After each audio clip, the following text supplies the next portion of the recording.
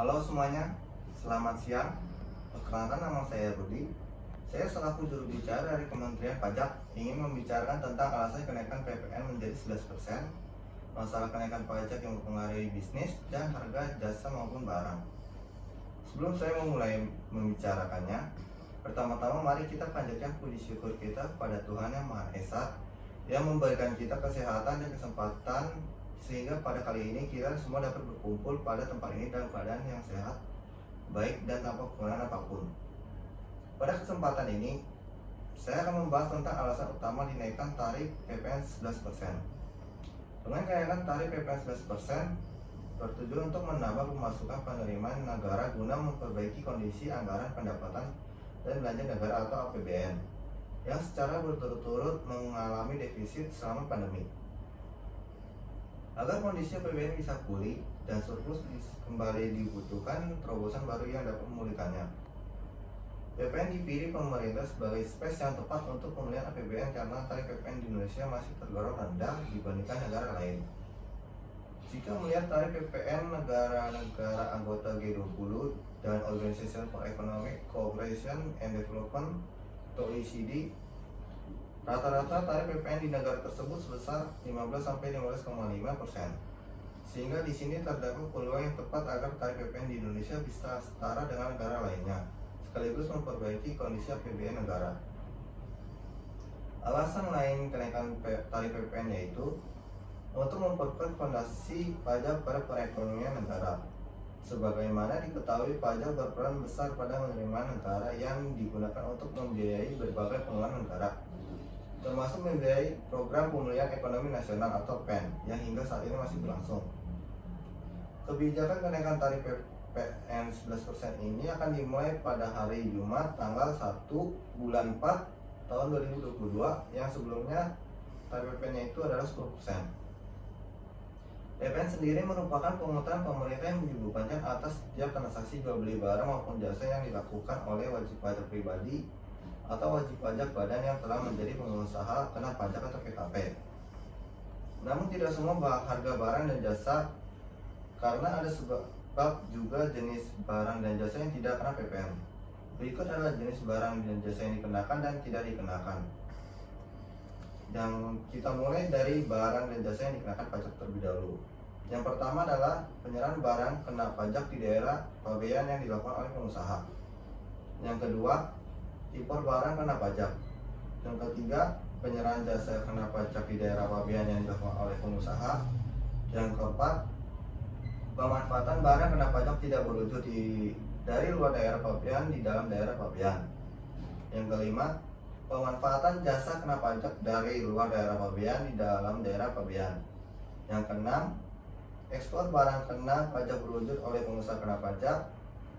Dan ketujuh, ekspor barang kena pajak tidak berwujud oleh pengusaha kena pajak. Dan 8, ekspor jasa kena pajak oleh pengusaha kena pajak. Berikut adalah barang yang tidak dikenakan pajak. Yang pertama, barang kebutuhan pokok. Barang kebutuhan pokok yang bebas PPN antara lain beras, gabah, jagung, sagu, kedelai, garam, daging, telur, susu, buah-buahan, sayur-sayuran, dan gula konsumsi. Yang kedua adalah vaksin, buku pelajaran, dan kitab suci vaksin. Buku pelajaran dan kitab suci bebas PPN. Yang ketiga, air bersih. Air bersih bebas PPN, termasuk biaya sambung, pasang, biaya beban tetap lainnya. Yang keempat, listrik. Listrik bebas PPN, kecuali untuk rumah tangga dengan daya lebih dari 6.600 VA. Yang kelima, rumah susun. Rumah susun sederhana, Rusunami, RS, dan RSS bebas PPN. Yang keenam, terkait mesin. Hasil kelautan perikanan, ternak bibit atau benih, pakan ternak, pakan ikan, bahan pakan, jangat, dan kulit mentah, bahan baku, dan kerajinan perak bebas PPN. Yang ketujuh, minyak bumi. Minyak bumi, gas melalui pipa, LNG, dan CNG maupun panas bumi bebas PPN. Yang kedelapan, emas. Emas batangan maupun emas granula bebas PPN. Yang 19, senjata. Senjata atau alutsista adalah dan alat fotofolio alat foto udara juga bebas PPN. Jasa yang bebas PPN yaitu jasa kesehatan, jasa pendidikan, jasa sosial, jasa asuransi, jasa keuangan, jasa angkutan umum, jasa tenaga kerja, dan jasa konstruksi untuk rumah ibadah, dan jasa konstruksi untuk bencana nasional. Dengan adanya peningkatan tarif PPN tentu akan berdampak pada seluruh lapisan masyarakat, terutama bagi masyarakat kelas bawah dan menengah, karena PPN termasuk pajak objektif yang dasar pengendaannya pajaknya secara adil, tidak melihat status maupun penghasilan subjek pajaknya. Jadi semua masyarakat harus membayar tarif PPN tersebut jika melakukan transaksi barang atau jasa. Kena pajak sehingga masyarakat memiliki dua pilihan, yaitu mengurangi belanja dan berhemat atau mencari alternatif barang lainnya yang lebih murah. Dengan kenaikan PPN menjadi 11%, pasti akan berdampak pada pengusaha, karena harga barang yang akan dijual pada masyarakat akan meningkat dan masyarakat pun enggan membeli harga barang dan jasa atau produk yang mereka tawarkan. Sekian informasi yang dapat saya sampaikan. Diharapkan informasi ini dapat bermanfaat bagi masyarakat dalam mengetahui perkembangan tarif pajak pertambahan nilai yang terbaru. Mohon maaf apabila ada salah kata. Saya Rudi selaku juru bicara dari Kementerian Pajak pamit undur diri. 10% menjadi 11% ini sudah berhembus sejak pertengahan 2021. Hal ini akhirnya tertuang dalam Undang-Undang tentang Harmonisasi Peraturan Perpajakan atau HPP dari revisi Undang-Undang PPN Nomor 42 Tahun 2009. Kemudian pada 1 Januari 2025, tarif PPN ditargetkan naik lagi menjadi 12%.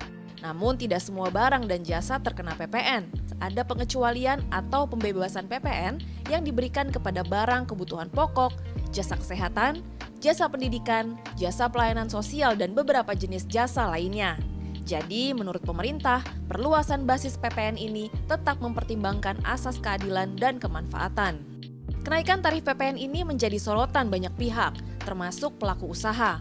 Pihak-pihak ini khawatir kenaikan PPN memicu kenaikan inflasi yang timbul dari tekanan terhadap daya beli masyarakat. Namun pengamat pajak Bawono Kristiaji mengatakan saat ini adalah